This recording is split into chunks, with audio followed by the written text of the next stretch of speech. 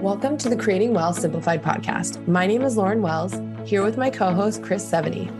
We're committed to providing you with the knowledge required to build wealth through real estate investing. Tired of consuming content about real estate? Stuck in analysis paralysis? Ready to do your first deal? As a member of our community, you will learn how to go from consuming content to taking that first step into the world of real estate investing. Our show is not about getting rich quick, but about providing you with the knowledge you need to take action. Join us as we speak with experienced investors who share action tips on how to escape the corporate world, start a thriving side hustle in the world of real estate, and go beyond your W-2 or 401k.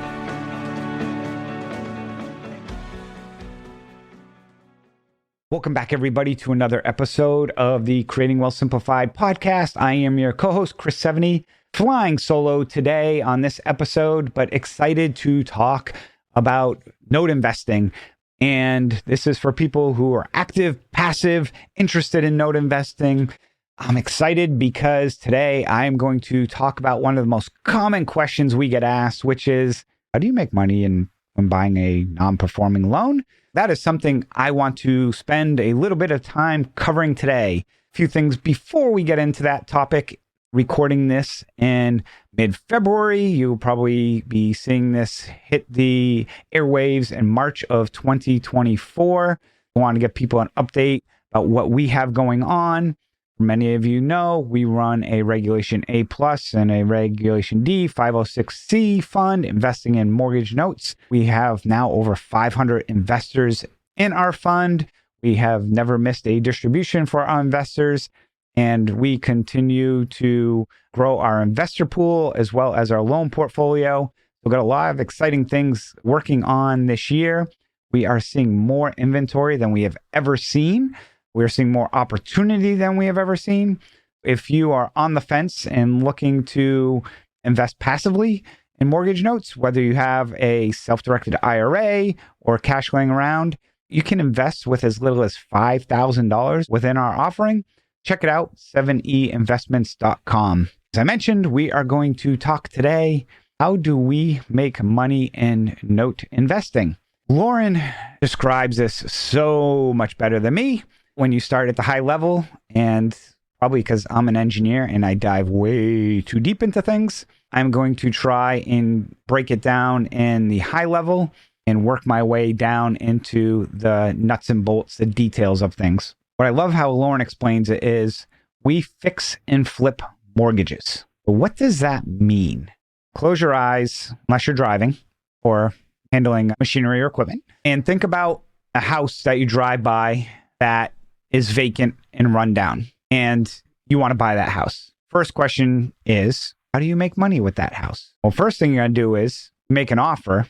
You're not going to offer market value for that home compared to the house next door, correct? Because it needs work. So you're going to buy it at a discount. Then what are you going to do with that home? You're going to evaluate it and fix it, whether it needs paint, carpet, flooring, determine what's needed, solve the problem, which is renovate the property, which is fixing it up, and then you will sell it back on the market for market value, which should be a premium over what you paid at a discount plus your effort that you put into it. Very similar to note investing. The differences are, instead of the property, you're doing this with the borrower. And what do you mean by that is you're trying to rework or fix the borrower to get them paying again. We will buy a loan, typically on a single family home, at a discount. So use numbers, $100,000 mortgage, say we buy it for $60,000. Now we've got three options. So kind of three roads that we can travel down. First road is we can just turn around and sell that asset, which is what we've done in the past on some occasions. For example, there's a loan in Montana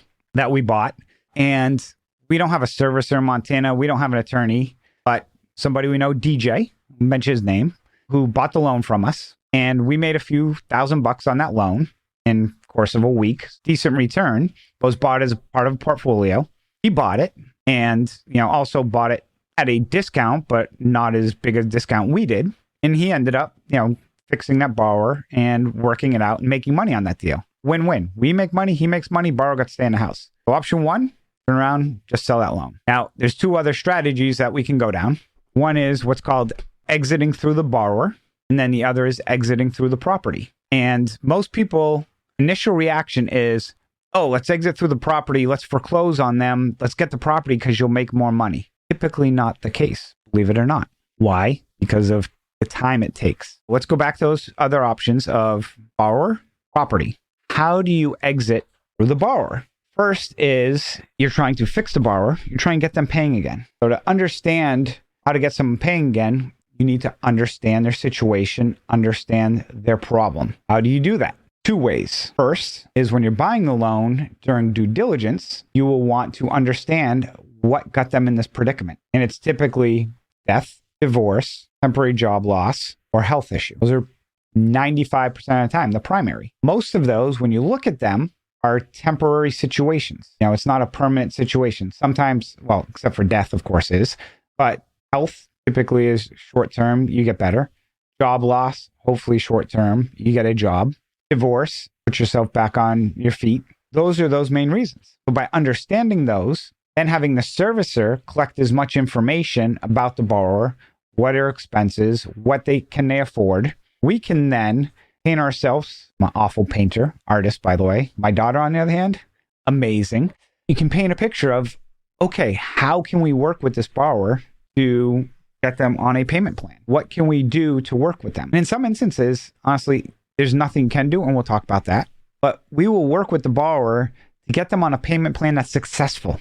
If a borrower says, hey, I can give you $2,000 a month, and we look in it and say, they really can only afford $1,000, you are better off getting that $1,000 and having it be consistent than $2,000 every 3 months or 2 months for many reasons. For resale value, it's like fixing a house, but only fixing half of it. Okay.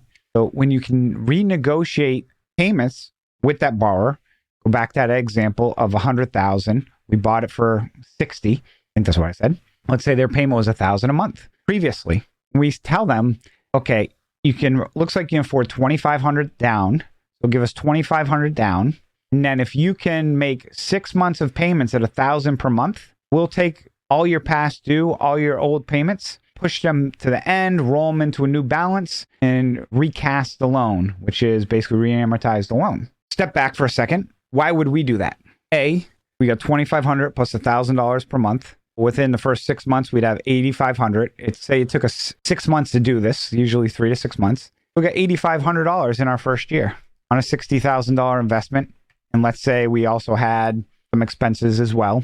Maybe we make 12% on our money that year. Still very niche, cash on cash, still very decent. But what we can do is, after a year's time, another 6 months of payments, that borrower is now reperforming. That's like we rehab the property. Property's now done, finished. Paint, carpet, cleaned, walking out the door, stick the for sale sign on the front yard. We put that note out in the secondary market now as a reperforming loan, like a rehabilitated home. When you look at a mortgage and the principal and interest payment, where do most of your payments go? Interest. So that principal balance that was 100, because of all the past due, actually is probably about 120. But let's say it's still kept at 100. Okay. Let's say it's even 95,000. That loan now on that secondary market can sell for 85, 90, 95 cents on the dollar. So now all of a sudden that loan could sell for $75,000, $80,000. So I got a year of payments, $1,000, $12,000 plus $2,500 down, just under $15,000. Plus I can turn around and sell that, make say another $10, $15, $20,000. I've just made $20,000 in the course of a year, a little over a year on a $60,000 plus investment, over a 25% return. Now, this does not account your time, your effort. You pay yourself a salary. That's kind of a gross IRR or gross yield. But after you take out all those costs, you can work things out. That is our bread and butter.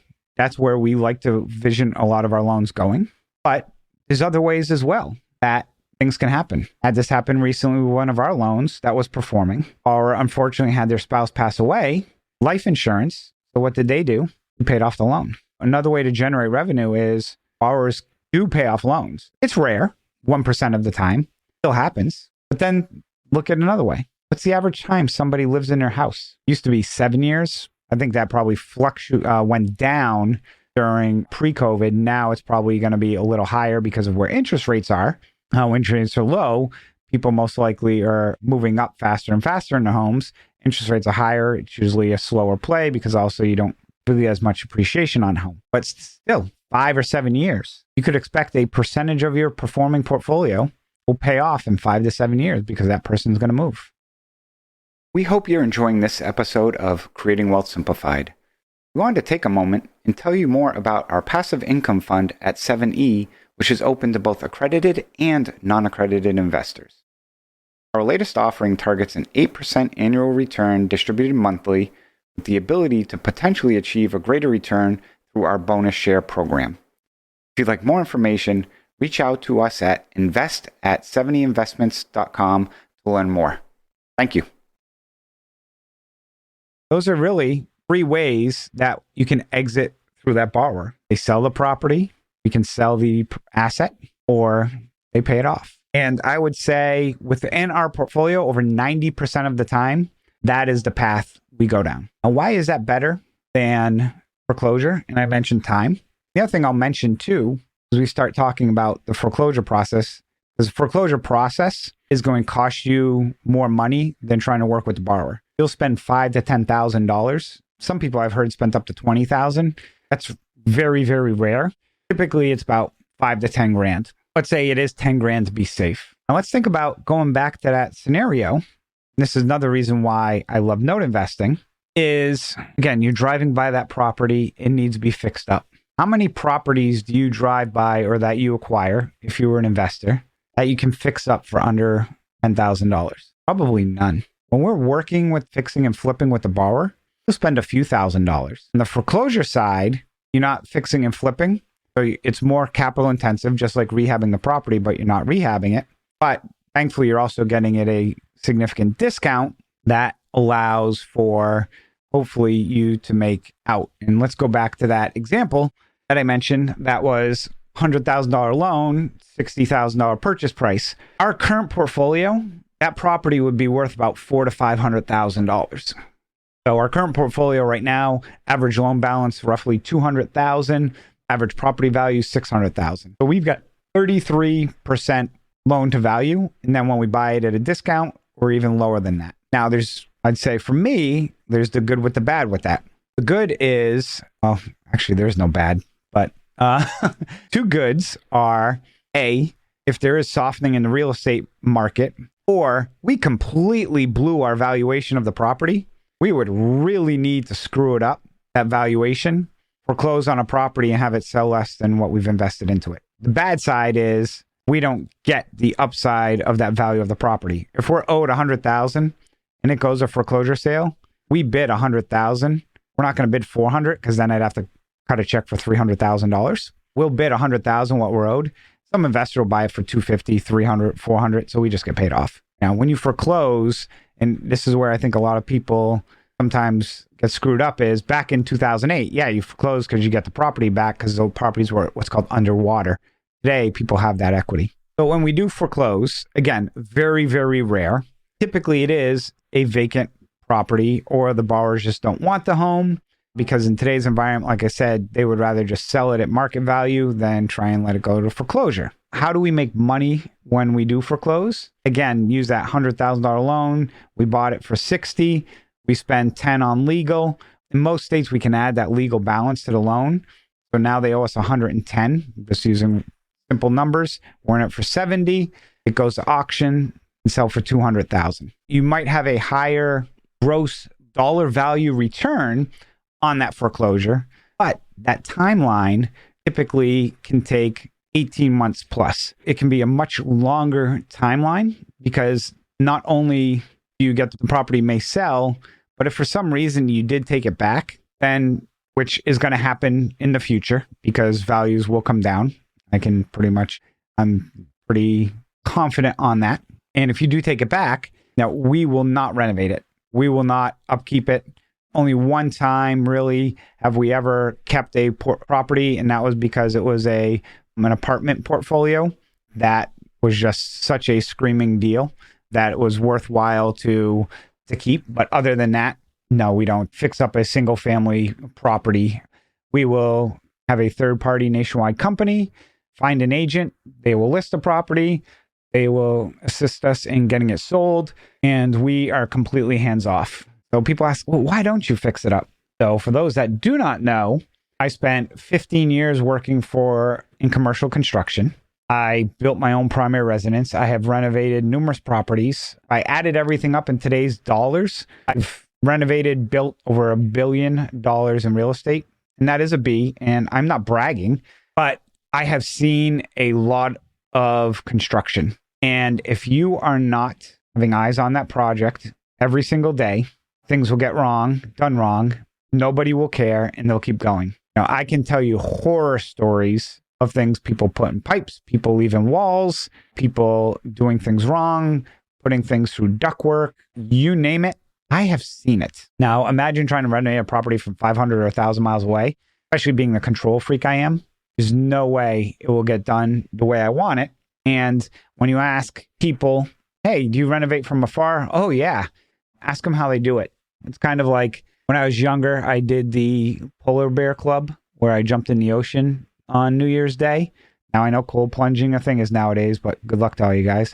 Girls, have fun with that. Renovating from afar is kind of like that. You do it once, I learned my lesson, never doing it again. That is typically how most people are with renovating afar, and most people probably with cold plunging as well. But you will not make money. You'll just eat up time and you'll lose money in the long run over a portfolio of loans. That is the reason why we do not. To highlight again, as we exit through the property, really it's two ways. We eventually sell it. It'll either get sold at foreclosure auction where we never hold title to it. We may foreclose on it. And then if we take it back, again, liquidate it. And the other is what's called cash for keys, where we'll just tell a borrower, hey, look, we're going to spend a few $1,000s on foreclosure. Instead of giving it to attorneys, how about we give the money to you and you just hand the deed, give us the keys and sign the deed over to us. This is not as common as I thought it would be. And it kind of blows my mind with some borrowers why they wouldn't do this. Same thing with tenants. I can't tell you how many times we've offered tenants, like $1,000, $2,000, like rent's $1,000. We'll offer them $1,500 to get out now. And they're like, nope. And their eviction's like in 2 weeks and they get evicted, and it just blows my mind. The most memorable time of this, which I'm going to digress a little bit, was we had a property that we were foreclosing on, and we offered the borrower $5,000 cash for keys. Borrower actually contested the foreclosure. We go to court. Borrower admits to not paying. Borrower basically had no defense. The judge is like, why are we even here today? Why are we even hearing this case? And my attorney said, Your Honor, they contested it. We did offer the borrower $5,000 cash for keys to avoid the foreclosure. They did not accept it, and we are requesting the court allow us to proceed with the foreclosure. Judge literally looked at the other attorney and the borrower, and I'm going to paraphrase this, but essentially said, you're idiots for not taking that deal. And the foreclosure was scheduled. And this was back in probably 2018, 19. So property actually didn't have equity. It was upside down. Borrower owed a lot more. And we also offered to not have deficiency judgment and offered all these things and went to foreclosure. We got paid after taking it back and so forth. But the borrower basically could have been offered given $5,000 and they didn't. Sometimes in this business, common sense does not prevail, but does not hurt to try. That wraps up how I wanted to talk about how we make money in note investing. I also will be issuing a podcast episode on how to lose money in note investing. I'd like to share the tale of the tape for both. I want to thank everyone for listening to this episode of the Creating Wealth Simplified podcast. For more information on note investing, our note fund, how you can get involved, make sure to check us out at 7einvestments.com. That's the number 7, the letter E, investments.com. Also, make sure to like this episode and leave us a review on your favorite listening station. I want to thank everyone for listening to this episode of Creating Wealth Simplified and look forward to hearing from all of you in the future. Take care. Have a good one.